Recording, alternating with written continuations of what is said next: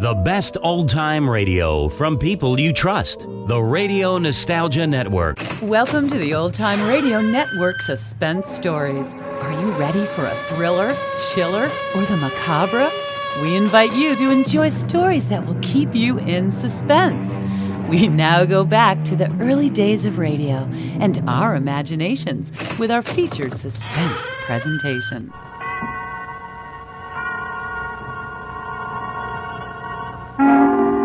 Suspense.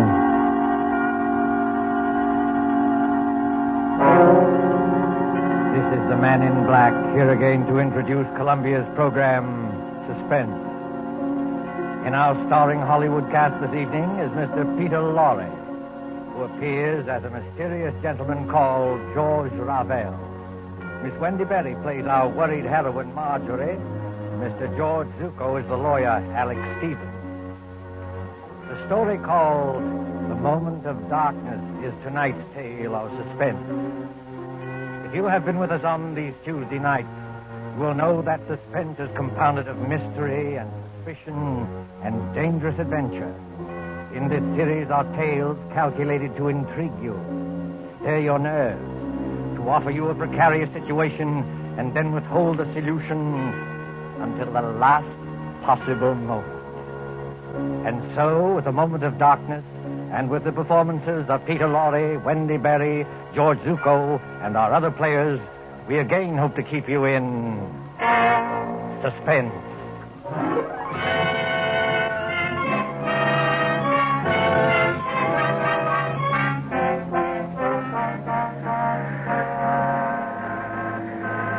The Train Bleu crack express train from Paris to the French Riviera, which in these carefree days before the war used to make the journey from Paris to Nice overnight. At the Gare du Sud, on this particular mild spring evening, the train with its glistening wagon-lits or sleeping cars waits in a station filled with smoke and the iron coughing of engines. You can hear the excited crowd and the slamming of compartment doors. You can see the guard standing by with his watch in hand, with his horn ready to blow as a signal. En voiture, messieurs les voyageurs! En voiture! Better get in, Emily. The train's just about ready to start. Commotion there. The last moment just before the signal, a girl in a light summer dress, carrying a small suitcase, hurries along the platform towards car number 10.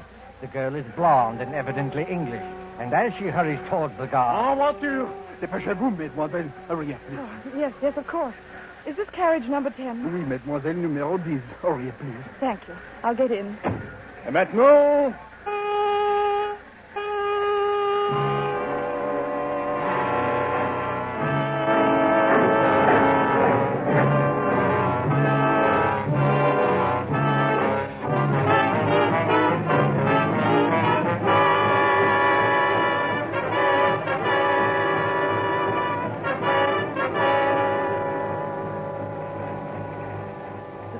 Must be at least a mile long. Car 10. Compartment number 6. Compartment number 6. Compartment... here it is. Yes, come in. Mr. Stevens, Oh, I beg your pardon. That's quite all right. Won't you come in? I thought this was Mr. Stevens' compartment. It is his compartment. I'm sharing it with him. He is on the train, isn't he? Oh, yes. He's going to look for some luggage that failed to turn up. In the meantime, won't you come in and sit down? Thank you. As an old friend of Toby Stevens, why do you smile? Nothing. It's just odd to hear a dignified man like Mr. Stevens called Toby. That's all. Well, it suits him. As an old friend of his anyway, may I introduce myself? I'm Ken Blake, on vacation from the American Consulate in London. How do you do? My name is Gray, Marjorie Gray. I most particularly wanted to have a word with Mr. Stevens. Miss Gray, will you pardon my impertinence if I ask... Ask what? Whether it's about your Aunt Hester at Monte Carlo and the man who seemed so determined to scare her to death. Do you know about that? Yes, a little. After all, that's why Toby's left his law practice and come all the way from London. He said... Mr. Stevens. Marjorie. Hey, Scott, what are you doing here? I came up from Monte Carlo especially to see you. I thought I'd find you in Paris, but when I got to your hotel, they told me you'd gone. Cook said they'd reserved a compartment on this train for you. so, well, here I am. But why? Before you see Aunt Hester, Mr. Stevens, I want to know what you meant by that letter you wrote me. I meant exactly what I said, Marjorie. I'm going to expose this faker, George Lavelle. Excuse me. If you two want to talk, I'll just clear out of here. No, Ken, stay where you are. Really, Mr. Stevens? You made an impression on her, Ken. When the girl suddenly becomes thoroughly British after spending half her life on the Riviera, well, you made an impression. Don't talk like that, Toby. She won't get annoyed with you for saying it. She'll just get annoyed with me. Marjorie, this is Ken Blake. We've met, thanks. I asked him to come along with me, and for a very good reason. Indeed? Ken was for years at the American consulate in Paris. He knows all the heads of the Sûreté Générale, that's the Scotland Yard of France. And in particular, he knows the great detective Flammonde, who's the chef de Sûreté. I thought Ken might be very useful when we nab Ravel. But I tell you, Ravel is dangerous. Dangerous, my eye. Something's going to happen. I know something dreadful's going to happen. Now, let's face the situation, Marjorie. Your Aunt Hester is middle-aged, wealthy, and... Oh, if only Uncle Paul hadn't died. He was the decentest person I ever knew. But he did die, my dear, and Hester can't be consoled. She can't eat, she can't sleep, she can't think of anything except getting in touch with his spirit. Along comes this faker Ravel to give seances. I wonder if he is a faker. You're not falling for this Tommy rot, surely? Really, Mr. Blake, if I'd asked for your advice in this matter... I beg your pardon, Miss Gray. When we get to Nice, I'll take the first train back to Paris. No, wait, please. I didn't mean to be rude. It's nice of you to help us, but it's the whole atmosphere of Monte Carlo. Well, that's quite all right, my dear. We understand. Of course. There's Aunt Hester in that villa over the Mediterranean. There's Ravel, all thin and quiet and swarthy, with those somber-looking eyes of his. He seems to dominate her, just as Mr. Stevens used to. Dominate her, my dear? That's rather a strong word for an easygoing old buffer like me. The things Ravel does at those seances are terrifying. I don't know whether he's an imposter or not, but I am sure nobody else can do what he does. Now, there, Marjorie, is where you're wrong. I can. You can? Yes. I promise to duplicate in front of your aunt every single trick Ravel ever performed. Oh, but that's impossible. Is it? Wait and see. I'll put it up to Mr. Blake. It isn't merely that Ravel is tied up, tied hand and foot in a chair, while these horrible things are going on. I know there are people who can get out of ropes and back into them again. But Ravel lets you take one precaution that shows there can't be any trickery. Oh? And what is that precaution? Just before the lights go out, he takes a piece of white paper. Well? He puts one under each foot. You take a pencil and draw an outline around the shoe on the paper. If he moved the millionth fraction of an inch, it would show in the outline later. But it never does. Well, look here, Toby. That's a bad one. Why does it strike you as being so funny? Because I can do it, too. Just give me a moment of darkness, that's all. You mean he gets out of his shoes or something like that? No, he could hardly get out of his shoes and back into them without disturbing the outline. Then he doesn't leave his chair after all. On the contrary, he can be all over the room. Well, how in Satan's name does he do it? My dear fellow, there's nothing simple.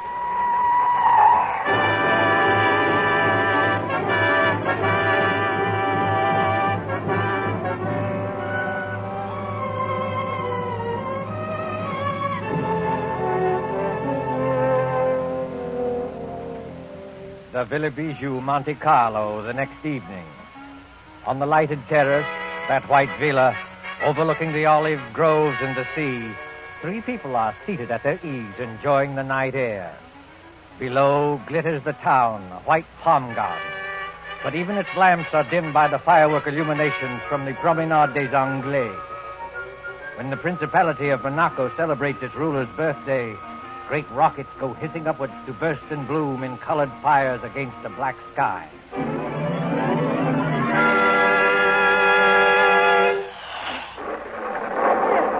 I don't like those fireworks. The noise upsets me. I wish they'd stop. Never mind the fireworks, Hester. You've heard my proposition. Give me an answer. Oh, what's more, you spill broth on your jacket at dinner. You're the clumsiest eater I ever saw. Here. Let me take a handkerchief to it. Please, Aunt Hester, won't you answer Mr. Stevens? Why don't you two let me alone, both of you? We're only trying to help you. Don't you believe that? Oh, yes, I believe it, but I'm happy. I talked with my husband twice last week. Now, look here, Hester. This has got to stop. Why? Ravel's a fraud, and I can prove it. If Monsieur Ravel is a fraud, what does he gain by this? Has he not asked for money? I don't know, has he? No, not a penny. You haven't changed your will by any chance? People do queer things sometimes that even their solicitors don't know about. Oh, no, dear, I haven't changed my will. When I die, Marjorie inherits everything. I am a lonely woman. I'm getting old. I haven't got much to look forward to. Now, why don't you go your way and let me go mine? Suppose Ravel is a fraud. Just suppose it. Well, all right, have your way. You wouldn't like to think you'd been deliberately tricked and imposed on now, would you? Well, no. Now, listen, Hester. If I prove to you these so-called miracles were really tricks that I can do myself. Oh, don't be ridiculous, Alex Stevens. I hope to prove that here and now.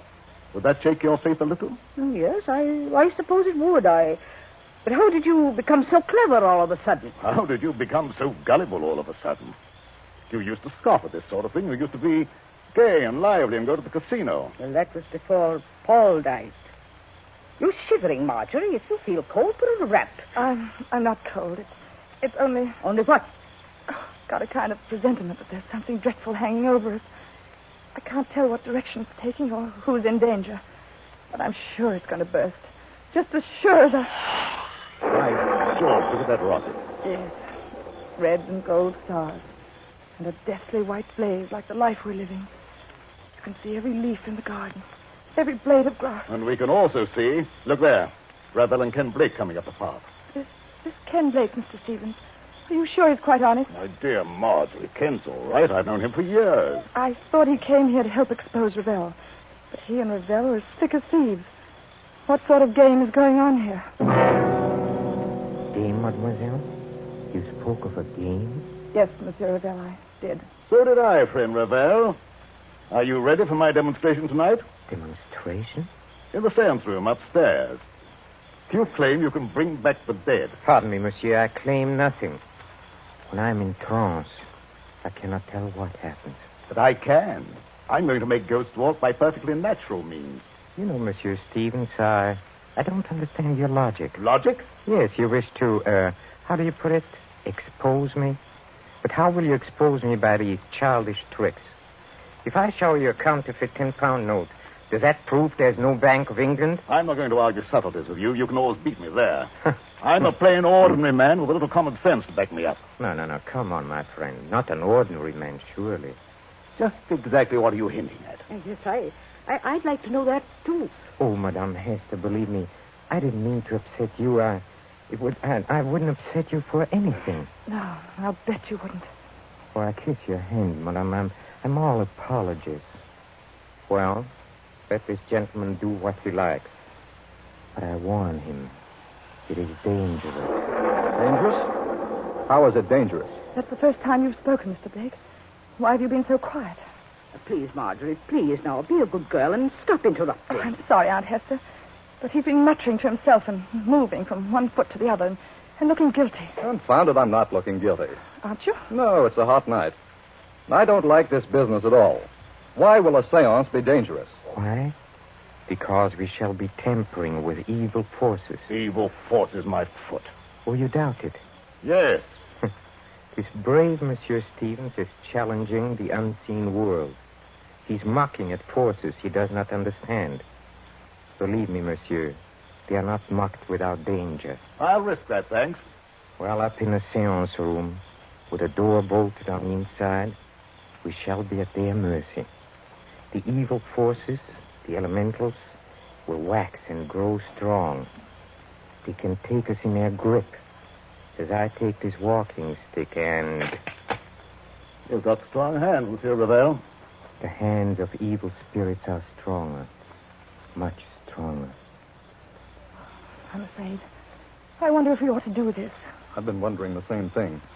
What does your aunt say? Oh, I don't know what to say. I'm so confused. And I want to break down and cry. I suppose we'd better do it, or Alex Stevens will never let me hear the end of it. For the last time, monsieur, will you be warned of danger? No. Very well. Oh, Madame Hester. Yes, Monsieur Ravel. Do you believe that I am an impostor?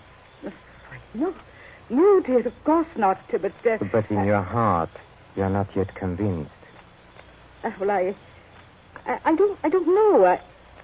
I'm not such a fool as some people seem to think.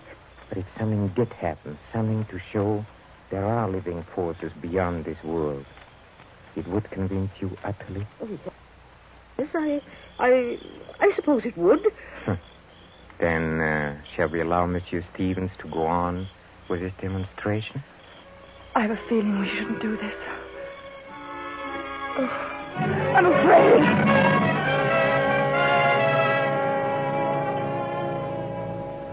Upstairs at the Villa Bijou, there is a small, bare, deeply carpeted room. Its only furniture consists of a round table, 5 chairs, and a large cabinet phonograph. There is only one door, and there are no windows. In one chair, a little way back from the table, sits Mr. Alexander Stevens. He is tied hand and foot, the outline of his shoes drawn with pencil on pieces of paper, so that he cannot move. Now then, friend Raphael. Have you quite finished tying me up? Oh, yes. Yes, and I bet you won't get out of these knots, sir. Well, we'll see about that. Are the rest of you ready? Yes, all right. Oh, dear, I wish I'd put some smelling salts in my handbag. Well, what do you want us to do now? You'll have conditions exactly as they are for Mr. Ravel. I'll sit in this chair back from the table. You 4 sit round the table, clasping hands to form a circle. All right, let's get on with it. Ken, will you start the gramophone? I believe it's customary, Mr. Ravel, to have hymns played at the beginning of the seance to establish the proper frame of mind. Yes, monsieur, that's true. You fool. What did you say? Oh, nothing, monsieur. Please continue. Start the gramophone, Ken. When you've done that, turn out the lights on that switch by the door. Then join the circle. Clasp each other's hands tightly and don't let go unless... Unless what? Well, unless something gets me. Be careful, monsieur. Go on, please. Start the gramophone. All right, here goes.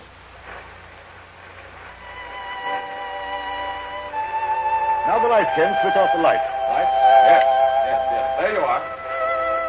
It's pitch dark. I can't see my way back to the table. Here, Ken. Here's my hand. Thank you. Mine Thanks. on the other side, Mr. Blake. Thank you. I've got my bearings now. Are all of you clasping the hands of the next person? Then quiet and wait for what's going to happen.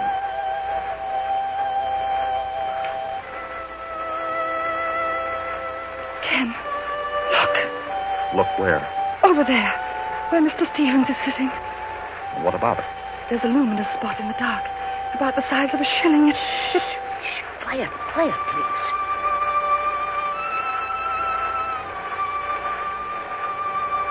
Did anything touch the back of your neck? No. What was that? It's Alex Stevens. I know it. This was not on a program, madame. Break the circle and get those lights on. The luminous spot is still there. Oh, hurry, Ken. I can't see my way in the dark. I don't know which direction the lights are. Wait a minute.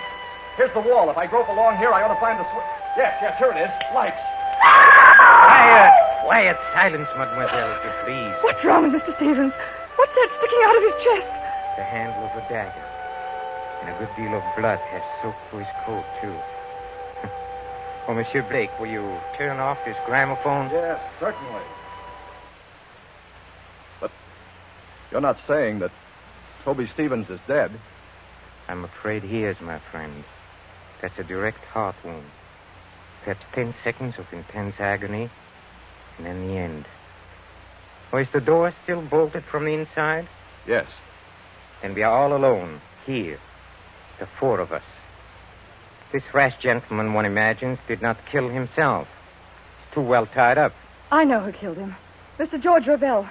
You did, with luminous paint. I killed him, mademoiselle? With luminous paint? I mean, that was part of the trick. You tied him up. You were the only one who touched him. And? What is that, mademoiselle? Luminous paint doesn't show up in the light. You smeared a little of it on his coat. That showed you exactly where to strike in the dark. I commend your good sense, madame. But there are 2 excellent reasons why I had nothing to do with this. The first reason I must keep to myself, but the second reason can easily be proved. Well, what is it? Well, up to the time that man screamed, you yourself were holding my right hand, and Madame Hester was holding my left hand. Did either of you let go at any time? No. No, that is, I didn't. What about you, Aunt Hester? No, Marjorie, dear. I didn't let go either. He never moved. Hold on. Wait a minute. Well, monsieur, speak up. I was holding Marjorie's hand on one side and her aunt's on the other. And they didn't move either. Nobody let go or left the circle. That's true. Consequently, none of us could have killed Toby Stevens. Yes, It is true. Somebody must have sneaked in here. Oh, no. As you said yourself, the door is bolted on the inside. Then who the devil did kill him? Well, that's the question. Has anybody ever seen that dagger before? No.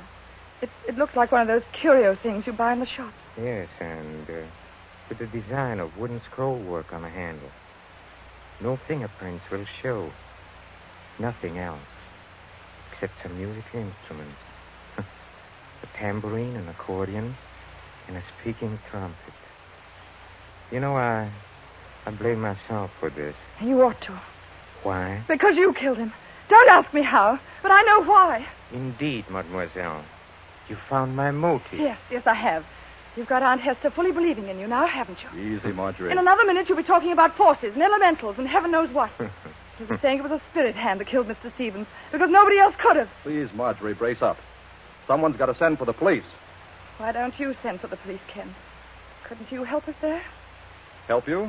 How? Mr. Stevens said you knew the heads of the Sûreté. He said you knew this man, Flamande, who's supposed to be the greatest detective in France. Oh, but this isn't French territory.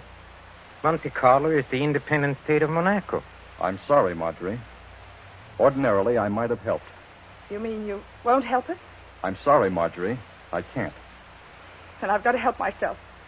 George Ravel, you killed Mr. Stevens. But how? Yes, how?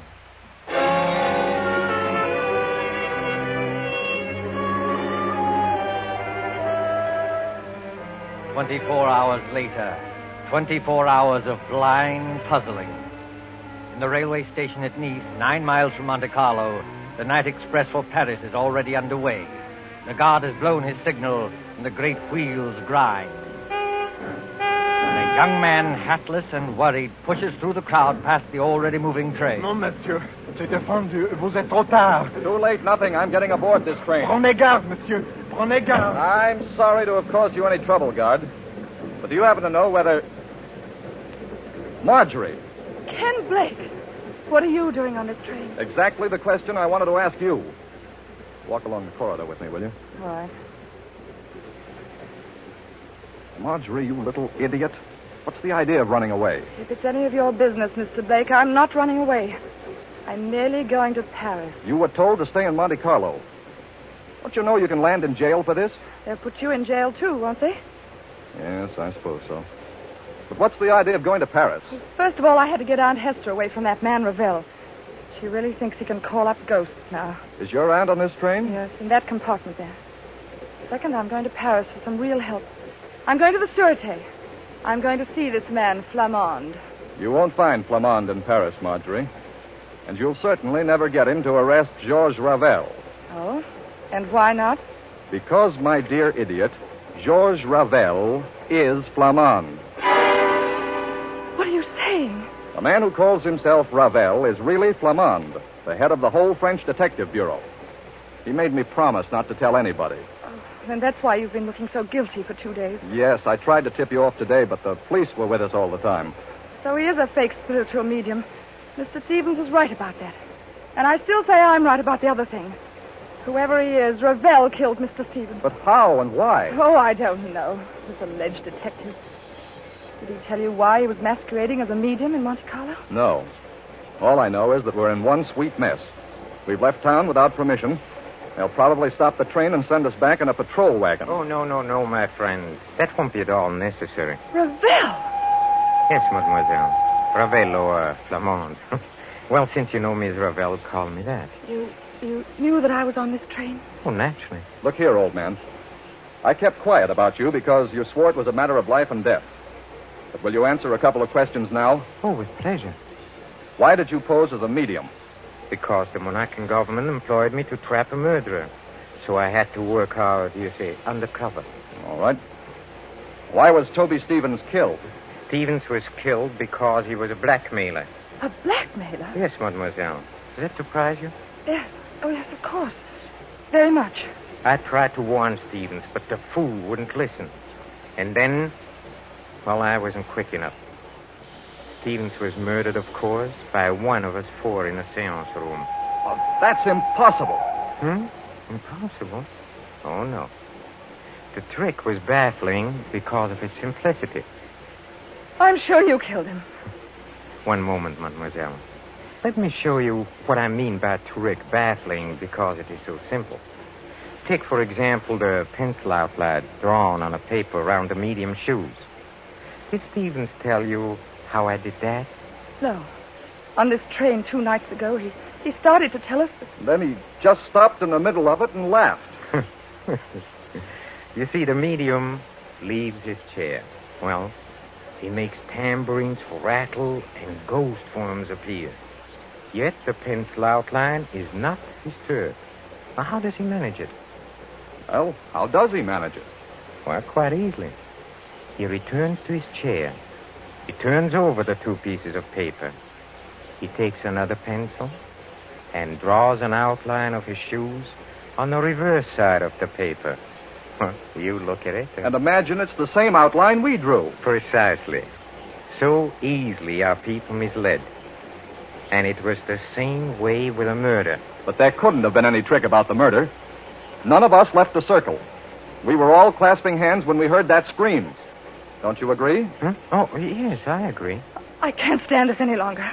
When we heard Mr. Stevens utter that horrible scream... What makes you think it was Stevens who uttered that scream? I beg your pardon. What makes you think it was Stevens who screamed? Well, wasn't it? Oh, you assumed it, yes. Well, we all assumed it. But up to that time, Stevens wasn't even hurt. Wasn't hurt? You see, the source of sound cannot be located in the dark. It was the murderer who uttered that appalling cry. In a few seconds of darkness, before the lights went on, the killer simply leaned across and drove that dagger into Stevens' chest. And you proved that? Yes. If Stevens had been hit at the time of the scream, blood would have blotted out the spot of luminous paint. Yet, Marjorie Gray saw the paint shining after the scream.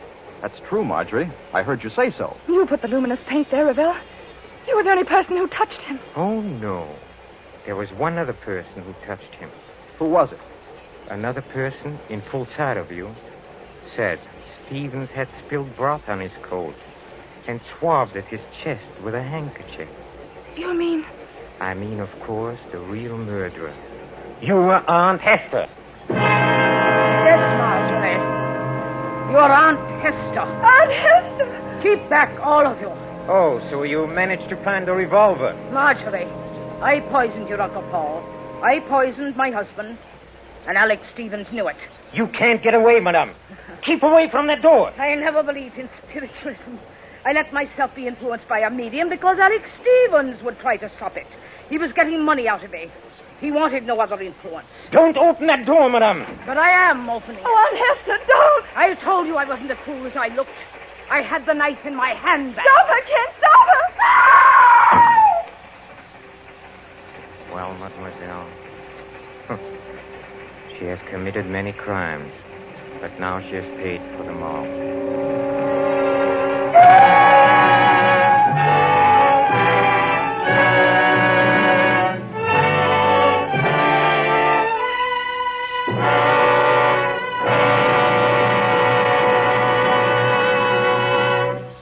And so closes The Moment of Darkness, starring Peter Lorre, Wendy Berry, with George Zucco. Tonight's tale of Suspense.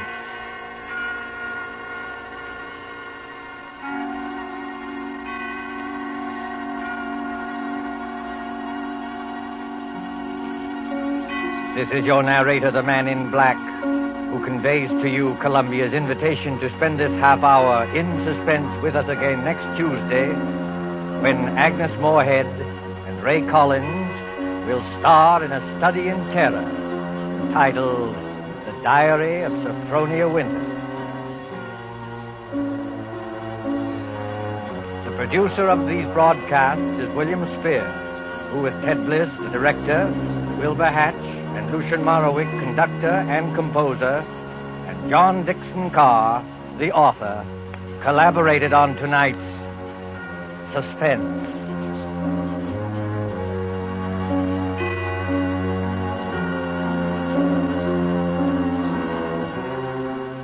This is the Columbia Broadcasting System.